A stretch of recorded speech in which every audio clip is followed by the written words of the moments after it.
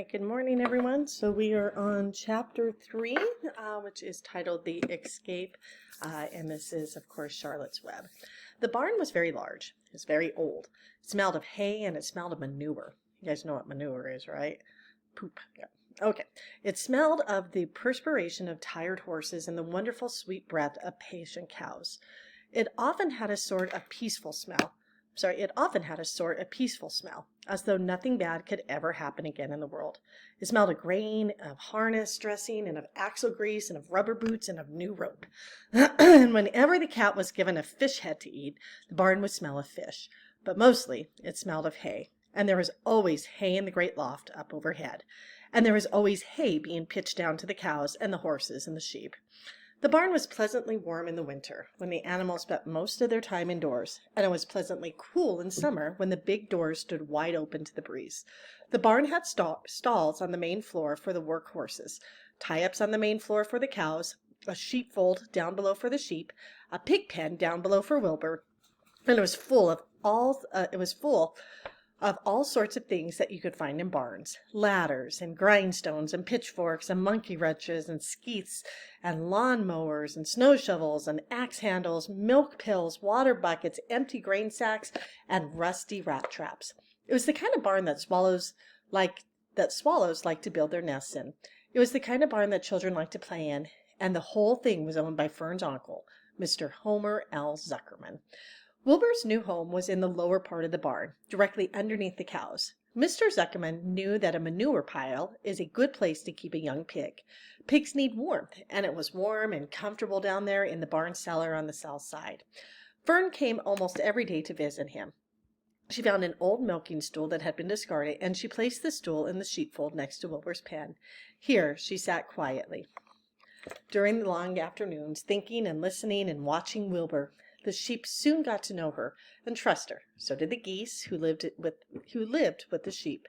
All the animals trusted her. She was so quiet and friendly. Mr. Zuckerman did not allow her to take Wilbur out, and he did not allow her to get into the pig pen. But he told Fern that she could sit on the stool and watch Wilbur as long as she wanted to. It made her happy just to be near the pig, and it made Wilbur happy to know that she was sitting there, right outside his pen. But he never had any fun. No walks, no rides, no swims. So one afternoon in June, when Wilbur was almost 2 months old, he wandered out into the small yard outside the barn. Fern had not arrived for her usual visits. Wilbur stood in the sun, feeling lonely and bored. There's never anything to do around here, he thought. He walked slowly to his food trough and sniffed to see if anything had been overlooked at lunch. He found a small strip of potato skin and ate it. His back itched, so he leaned against the fence and rubbed against the boards. When he tired of this, he walked indoors, climbed to the top of the manure pile, and sat down.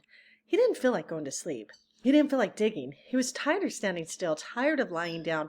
I'm less than 2 months old, and I'm tired of living, he said. He walked out to the yard again. When I'm out here, he said, there's no place to go but in. When I'm out indoors, there's no place to go but in the yard. Then that's where you're wrong, my friend, said a voice. Wilbur looked through the fence and saw the goose standing there. You don't have to say it in that dirty little yard, said the goose, who talked rather fast. One of the boards is loose. Push on it. Push on it, and come on out. What? Said Wilbur. Say it slower. At the risk of repeating myself, said the goose, I suggest that you come on out. It's wonderful out here. Did you say a board was loose? That I did, said the goose. Wilbur walked up to the fence and saw that the goose was right. One board was loose. He put his head down, shut his eyes, and pushed. The board gave way. In a minute he had squeezed through the fence and was standing in the long grass outside his yard. The goose chuckled. How does it feel to be free? She asked. I like it, said Wilbur. That is, I guess I like it. Actually, Wilbur felt quite queer to be outside his fence, with nothing between him and the big world. Where do you think I'd better go? Anywhere you like, said the goose. Go down through the orchard, root up the sod. Go down through the garden, dig up the radishes. Root up everything, eat grass, look for corn, look for oats. Run all over, skip and dance and jump and prance. Go down through the orchard and stroll in the woods. The world is a wonderful place when you're young. I can see that, replied Wilbur. He gave a jump in the air, twirled, ran a few steps, stopped, looked all around, sniffed the smells of the afternoon, and then set off walking down through the orchard. Pausing in the shade of an apple tree, he put his strong snout to the ground and began pushing, digging, and rooting. He felt very happy. He had plowed up quite a piece of ground before anyone noticed him. Mrs. Zuckerman was the first to see him. She saw him from the kitchen window, and she immediately shouted for the men. "Homer!" she cried. "Pigs out! Lurvy, pigs out! Homer, Lurvy, pigs out! He's down there under that apple tree." "Now the trouble starts," thought Wilbur. "Now I'll catch it." The goose heard the racket, and she, too, started hollering. "Run, run, run downhill! Make it for the woods, the woods!" she shouted to Wilbur. "They'll never, never, never catch you in the woods!" The cocker spaniel heard the commotion, and he ran out from the barn to join the chase. Mr. Zuckerman heard, and he came out of the machine shed where he was melting a tool. Lurvy, the hired man, heard the noise and came up from the asparagus patch where he was pulling weeds. Everybody walked toward Wilbur, and Wilbur didn't know what to do. The woods seemed a long way off, and anyway, he had never been down there in the woods and wasn't sure he would like it. "Get around him," Lurvy said to Mr. Zuckerman, "and drive him towards the barn, and take it easy. Don't rush him. I'll go get a bucket of slops." The news of Wilbur's escape spread rapidly among the animals on the place. Whenever any creature broke loose on Zuckerman's farm, the event was of great interest to the others. The goose shouted to the nearest cow that Wilbur was free, and soon all the cows knew. Then one of the cows told one of the sheep, and soon all the sheep knew. The lambs learned about it from their mothers. The horses in their stalls in the barn pricked their ears when they heard the goose hollering, and soon the horses had caught on to what was happening. "Wilbur's out," they said. Every animal stirred and lifted its head and became excited to know that one of his friends had got free and no longer penned up or tied fast. Wilbur didn't know what to do or which way to run. It seemed as though everybody was after him. "If this is what it's like to be free," he thought, "I believe I'd rather be penned up in my own yard." The cocker spaniel was sneaking up on him from one side. Lurvy, the hired man, was sneaking up on him from the other side. Mr. Zuckerman stood ready to head him off if he started for the garden. Now Mr. Zuckerman was coming down toward him carrying a pail. "This is really awful," thought Wilbur. "Why doesn't Fern come?" He began to cry. The goose took command and began to give orders. "Don't just stand there, Wilbur. Dodge about, cried the goose. "Skip around, run toward me, slip in and out, in and out, in and out. Make for the woods, twist and turn." The cocker spaniel sprang for Wilbur's hind legs. Wilbur jumped and ran. Lurvy reached out and grabbed. Mrs. Zuckerman screamed at Lurvy. The goose cheered for Wilbur. Wilbur dodged between Lurvy's legs. Lurvy missed Wilbur and grabbed the spaniel instead. "Nicely done, cried the goose. Try it again. Run downhill," suggested the cows. "Run toward me," yelled the gander. Run uphill," cried the sheep. "Turn and twist," honked the goose. "Jump and dance," said the rooster. "Look out for Lurvy," called the cows. "Look out for the Zuckerman," yelled the gander. "Watch out for the dog," cried the sheep. Listen to me," screamed the goose. Poor Wilbur was dazed and frightened by all this hullabaloo. He didn't like being the center of all this fuss. He tried to follow the instructions his friends were giving him, but he couldn't run downhill and uphill at the same time, and he couldn't turn and twist when he was jumping and dancing, and he was crying so hard that he could barely see anything that was happening. After all, Wilbur was a very young pig, not much more than a baby, really. He wished Fern were there to take him into her arms and comfort him. When he looked up and saw Mr. Zuckerman standing quite close to him, holding a pail of warm slops, he felt relieved.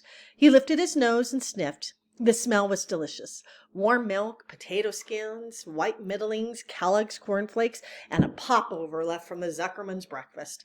"Come, Pig," said Mr. Zuckerman, tapping the pail. "Come, Pig." Wilbur took a step towards the pail. No, said the goose. "It's the old pail trick, Wilbur. Don't fall for it. He's trying to lure you back into captivity. He's appealing to your stomach." Wilbur didn't care. The food smelled appetizing. He took another step toward the pail. "Pig, Pig," said Mr. Zuckerman in a kind voice, and began walking slowly toward the barnyard, looking all about him innocently, as if he didn't know that a little white pig was following along behind him. "You'll be sorry," called the goose. Wilbur didn't care. He kept walking toward the pail of slops. "You'll miss your freedom," honked the goose. "An hour of freedom is worth a barrel of slops." Wilbur didn't care. When Mr. Zuckerman reached the pig pen, he climbed over the fence and poured the slops into the trough. Then he pulled the loose board away from the fence so that there was a wide hole for Wilbur to walk through. Reconsider, cried the goose. Wilbur paid no attention. He stepped through the fence into his yard. He walked to the trough and took a long drink of slops, sucking in the milk hungrily and chewing the pop over. It was good to be home again. While Wilbur ate, Lurvy fetched a hammer and some 8-penny nails and nailed the board in place. Then he and Mr. Zuckerman leaned lazily on the fence, and Mr. Zuckerman scratched Wilbur's back with a stick. "He's quite a pig," said Lurvy. "Yes, he'll make a good pig," said Mr. Zuckerman. Wilbur heard the words of praise. He felt the warm milk inside his stomach. He felt the pleasant rubbing of the stick along his itchy back. He felt peaceful and happy and sleepy. This had been a tiring afternoon. It was still only about 4 o'clock, but Wilbur was ready for bed. "I'm too young to go out into the world alone," he thought as he laid down. All right, we're stopped there. Make sure you guys pop over and do your discussion question. Please edit your work. Make sure you're reading it back to yourself. Don't forget to edit. Remember, a good way to remember it is COPS. So check for capital letters. Is it organized? Does it make sense? Do you have punctuation? And then, of course, always check your spelling. All right, make sure you get lots of details, and we'll continue on chapter 4 tomorrow. All right, bye, guys.